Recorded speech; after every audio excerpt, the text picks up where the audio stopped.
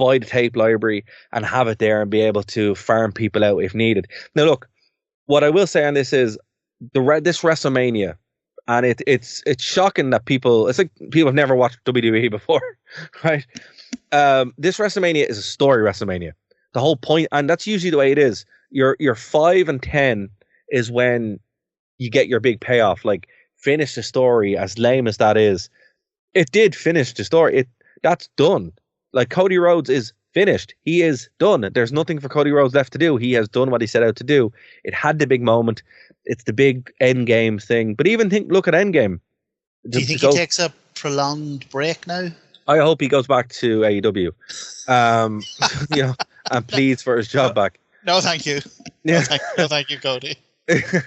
But what I'm saying is, like, they have to rebuild, right? Coming out of this, like, if Cody had won, not only would I be furious because I hate Cody Rhodes, but it would have given them nowhere to go. Coming out of this WrestleMania, and look, I get it. I'm not a huge fan of it because it should end stuff, but it doesn't. The build for this WrestleMania was actually horrific. It was really, really bad. But by doing what they've done, right? Let's look at what they have, right? Jey Uso now is a very weak world champion. He's going to either have to show that he is a good world champion, or he's going to get killed by everybody. You have built. Sorry, let me list through it. Let me list through it. Right, Charlotte Flair has been beaten. Tiffany Stratton has been shown that she's beat Charlotte Flair. She is legit, right? We have Seth Rollins siding with Paul Heyman, screwing over CM Punk and Roman Reigns. That opens up a whole new dimension, and then Seth obviously joining with Braun Breaker the night after on Raw. That's a whole new dynamic which we have not had in a long time. The bloodline is completely gone. It is finished, right? Night 2, we have Dominic Mysterio actually getting his flowers for the first time, winning the IC championship, and really, coming into his own. AJ Styles has a really cool little feud there. Coming out of that sphere, he's crafted his own little element. Randy Orton defeated my guy Joe Hendry. Joe Hendry had his WrestleMania moment. What more do you want, right? But it means Joe Hendry now probably WWE bound, as you said. We've said this for a while. Looks like it's probably going to happen. Randy Orton was rebuilt, and obviously he's facing John Cena. And then, most importantly, John Cena is your world champion, right? His story is now he's in there for himself. He doesn't care. It's for him. That is more interesting than anything. Like that result is more interesting than anything we've had in WWE this entire year, because there is reasons for stuff happening. They're not just having matches or people showing up or whatever. It's actually a really good hand that they have. Now, the real killer, and I will concede this, and I do feel for people who paid $4,000. Was it $4,000 for a ticket? Oh my god, some of them front row, not even front row. Some of those like just floor level tickets were several $1,000s. Yeah, like the cheap seats were like $1,500 for the night, for the 2 nights, and then the floor were like it was several $100s to be sitting like so far away that you couldn't see. Like the tickets that were several $100s for Mania were like the ones that for All In, but were like £35. Yeah. But what I'm saying is, like, I feel for those people, and but it's so funny the reaction to this online, where people are like, "Oh my god, it's the worst WrestleMania ever." It clearly is not. You haven't seen WrestleMania 15. You haven't seen WrestleMania 14. You haven't seen WrestleMania 2000. WrestleMania 9. WrestleMania 9. There's, or pretty much any of the ones after 25. There's like or pretty much even 1 and 2 are 1 and 2 are pretty ropey as well. Momentous occasions, but they're duds. Yeah. 3 is only good because of the main event. Like Mania doesn't really start getting good till like 5. And then the good WrestleManias are the result of a storyline being paid off. Like WrestleMania 40 was fantastic because it paid off all these stories and had these moments. This WrestleMania really was just kind of a rebuild, because Cody Rhodes is a massive dud. He has done nothing. There is no reason to have him as the world champion. He's done everything he can. John Cena was the right choice.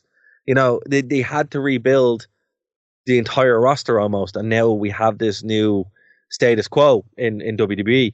It is unfortunate that they didn't do that at Royal Rumble, which they should have, or even Elimination Chamber. But again, this was the best that they could do with what they were given. So, look, I'm going to yield the floor to you, Martin, because that's like from listening to people talk about this, you swear it was. You swear they've never seen wrestling before. It really is strange. And look, I understand the annoyance, but WrestleMania is just a show, guys. It's not the be all and end all. It really isn't.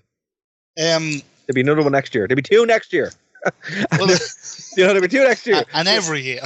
And then there'll be a SummerSlam in a couple of months, and then there'll be a show in Riyadh. It's like it's just a big show, and a good rule of thumb really is you're 0-5 or you're 5-10, whatever way you want to count it. That's when your big payoffs happen. It's just the way WWE is. I was not expecting the reaction to be so bad, but there was one thing that caught me off guard on this show, and that was when Joe Hendry showed up. I jumped out of my seat, Martin. I was so happy, so happy. Well, look, I like that was a fair and impassioned rundown. So I don't want to be jumping in and being negative. Like I say, I'm make no secret of the fact that I'm much more of a match guy. Like the matches are the big thing for me. So, I mean, apart from the women's triple threat, which was excellent, like genuinely a really, really good match. Everything else I thought was fine to kind of actively bad. In terms of the results, I mean, again, I'm a match guy, I'm a wrestler guy, so Yeet going over Gunther. Like, Gunther is one of the few wrestlers in WWE that I still covet, that I would take into AEW tomorrow. But did you not see that this Yeet thing is starting to run its course?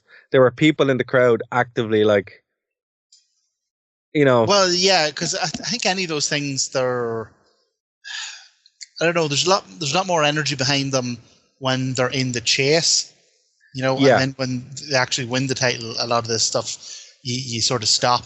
Exactly. It's like Daniel Bryan. You know, all he had was yes, and then that was it, and he's the biggest dud in WWE history and AEW history. Dara only says this stuff on the podcast because he knows he's in Dublin and I can't strike him. Yeah, so I wasn't pleased with that. Joe Hendry showing up, I mean, I have very mixed feelings about that because great for Joe. Like, it was awesome, like the pop and the fact that he TNA title showed up at WrestleMania. I've never seen that. He was instantly recognizable. Like, his music hit, and like there were established WWE wrestlers, particularly on night one when the crowd was very dead, their music was hitting and there was no reaction. Like, his music hit and massive pop. But dude, we got to see the TNA title. But that's on WWE television. But that's on part of the problem, though. It's wild. But that's part of it is wild. Genuinely is wild. But that's part of the problem. And I think I didn't use the word early with Rey Fenix, but I think it's fair to use it now. They brought him in as a TNA World Champion, and it was a 3-minute squash. Like, no, it wasn't a squash. No, I will say that. No, okay, hold on. No, hold on. He was defeated with an RKO, right, because of his hubris. If the actual story of the match here, that Randy Orton was kind of outclassed by Joe Hendry for most of it. Joe Hendry got cocky. Most of the 3 minutes. Well, look, dude, it's a 3-minute match. I mean, I don't know what you wanted. Like, it's Randy Orton. Like, it is what it is.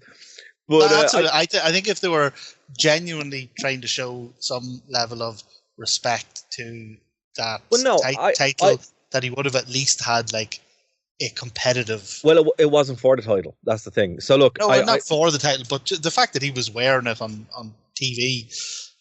Well, if you go back and watch the match, and I hear you, right? But I will say, if you go back and watch the match, he did his pose and the RKO was hit. Like, that was his downfall. Let me